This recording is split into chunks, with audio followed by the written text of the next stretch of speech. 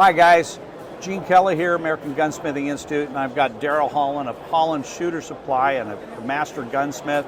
And we're going to talk a little bit about the business of gunsmithing and how you can make money gunsmithing.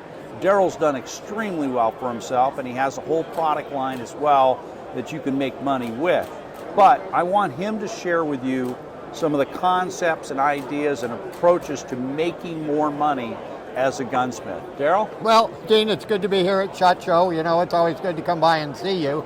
But you're right. I mean, these folks have spent a lot of money to get an education through you, through AGI. Yeah. Now it's time to kick in the gears and let's make some money. Absolutely. And the thing that I have found that's done really well for me for pretty close to 50 years now is to just kind of find a little niche that I'm really good at. Yeah. And that happened to be the rifle end of things. As you know, I did 45 work at Gunsight for a lot of years and stuff, and did that. But there's your several, passion, though, really was long range. Of the long range shooting, exactly. Yeah. But you'll find that in the rifle end of things, that if you'll specialize, there's a lot of money in that. And if I had to do life over again, I would probably jump into muzzle brakes just full time. Okay. Because of customer satisfaction. You're taking the recoil away, you're allowing him to shoot more accurately with the gun, and it's an hour job.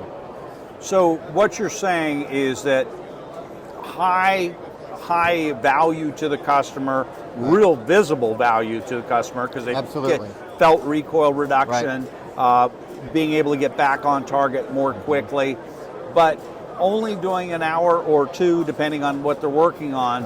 And how do they make money at it? Well, I charge for a muzzle brake installed on a customer's gun, depending upon the style, anywhere from $250 to $285. Does that include the muzzle brake? That includes the muzzle brake. Okay. So a good muzzle brake, depending upon where you buy one, is going to run you about $100 to $125. Right. So you're making $100, $150 in an hour. There's the kind not of money much else you're going to do outside of sell drugs that's going to make that kind of money, you know? Well, this stuff is almost addictive. It's almost addictive. But the beauty is, word of mouth comes into play. Right. And that's key. He's going to tell his shooting buddy, man, I went over to, Billy Bob's gun shop and he put this on, and man, my 300 Win Mag kicks like a 243 and now I can hit something. Right. I watched the deer fall through the scope. Guy goes, really? Yeah. I want that. So he goes down, and if you'll cultivate your customer, that's key. Right. And I think that a lot of things that people really overlook in this business is customer-client relations. Absolutely. Make sure that you get a birth date on the customer. It's a cheap card to send him. Hey, Fred, happy birthday. Hey, Gene, happy birthday. If you've got a preferred customer, a guy that's spending a lot of money with you, not a bad idea. Buy him a little gift. Buy him some smoked salmon for Christmas. Yeah. Send it to him. Says, hey, appreciate your business. You're building relationships. And I can't emphasize that enough, to build this network of people. And is what I did early on. I traveled to gun shows. I had my display for muzzle brakes. I went to all of the gun shops within a 100-mile radius, and I gave them a card. We're doing muzzle brake work. You send a guy my way, put your initials on the back of the card, I'll kick you in for $25, $50, whatever you want to do. And now you've got a network of guys funneling work into you, and it becomes a win-win. Well, and with our expansion into the AGI approved gunsmithing centers, that is going to be, we're going to help them do some of this relationship marketing to both understand it and to have a mechanism to do it. But let's go back to those brakes for a moment, because $100 bills, $150 on a pop, that gets to be exciting. A guy in a day can make $1,000 and then move on to if he wants to do something else. Yeah. And bringing in work systematically. That's one of the things I'm teaching, is to be very systematic in the work, try and group the work. Muzzle brakes are ideal. You can collect the guns all month and then do a run. Sure. So a couple of different ways to go. Well, the thing that I found on that, and I've had many $1,000 days, and then I spent the rest of the day and I went to the range and shot. Yeah, you go. Because you get it done early. But I think the key thing for a lot of people is buy a quality, well-designed muzzle brake. There's a lot of people out there that are manufacturing muzzle brakes, and you go, wow, that's pretty cheap, but it's not heat treated. It's not made out of quality material. So you want a good chromoly-based brake if you're going to do something in a blued steel. Or if you're going to go to stainless, you want something either in a 17.4 or 300 series that's been heat treated. And that's what your brakes are. And that's what our brakes are. All of our stainless brakes are machined from 17.4. All of our chromoly brakes are machined and heat treated to a Rockwell of 38 to 42. And this prevents erosion, because all that hot gas coming out, if you have a soft leaded material, or leaded those are steel easy to type brake, machine, and they look pretty, but they're not going to last. They're not going to last. On the brakes themselves, just grab any one of them. Sure. A couple of points I want to make is that you created something also kind of unique, is not only a high discharge brake that really reduces recoil, but also somewhat universal for the gunsmith. Right. Because it comes standard in with the hole, but you bore it to the size and caliber of your customer's rifle. So you don't have to inventory 10,000 different brakes. You've got brakes that you can keep in inventory, and then all you do is you're going to open that up to the correct caliber. Diameter. And typically we bore the brake 25 to 30 thousandths over bullet. So if you were to do a 30 caliber, your finish hole is going to come in at about 338. Okay. Real simple and easy to do. And anybody with a lathe, well, let's talk about that a little bit. Okay.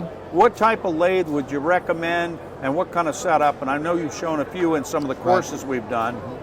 Kind of give us a quick overview. I think for a gunsmithing lathe, the South Bend 10 by 36 tool room is really hard to beat. Oh yeah. There are a lot of used machines out there, so go online, you'll find one. You're going to spend somewhere between $3,000 and $4,500 for a real nice clean machine that hasn't been abused. And I've made well over $1 million on a South Bend lathe. Wow. You know, I believe it. I mean, it's just a great deal. And you know, another thing on brakes is don't put up a brake on your customer's gun that's got a 360-degree hole pattern. Explain why.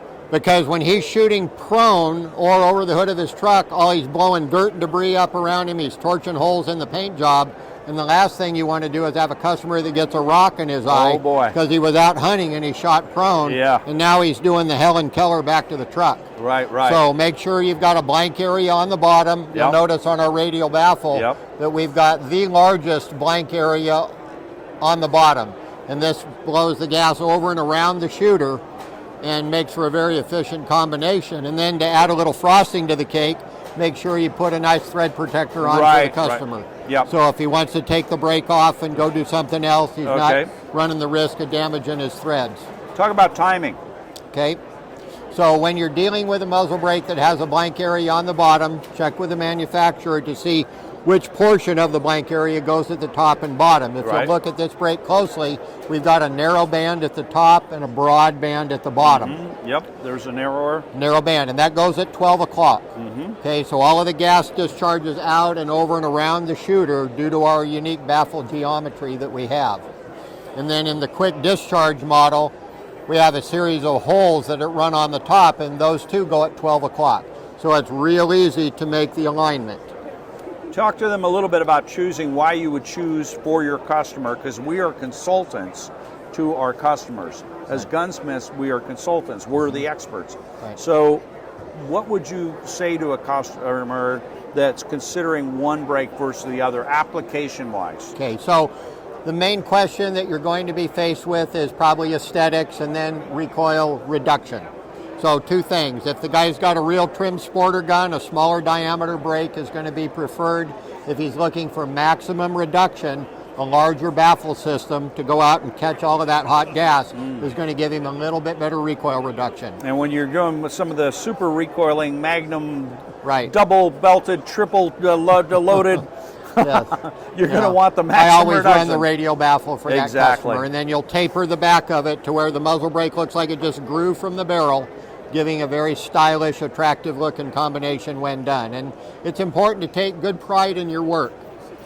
Take the time to do it right. If you dick one up, just go grab another one and put it on. You don't want your name going out on a hatchet job where the guy shows it to his buddy and he goes, oh yeah, would Bob the plumber do this? You know, that'll do more damage. You're going to eat a brake from time to time, or just put the other brake back on a larger barrel. Doesn't mean the brake's trash, but not for that application. So, Darrell, with the shorthand version here is, you know, muzzle brakes are just one more way the gunsmiths can make the kind of money that they really deserve to make. Exactly. Because we've been fighting this mentally where people don't think that they're worth the money they're worth. Right. And you are worth it if you've been trained properly Sure. and do good work. Yeah. So Darrell, thank you for that moment Well, you're of welcome. Darrell All right. Holland wisdom. Well, very good, Gene. It's good to see you again. Take good care and stay in touch.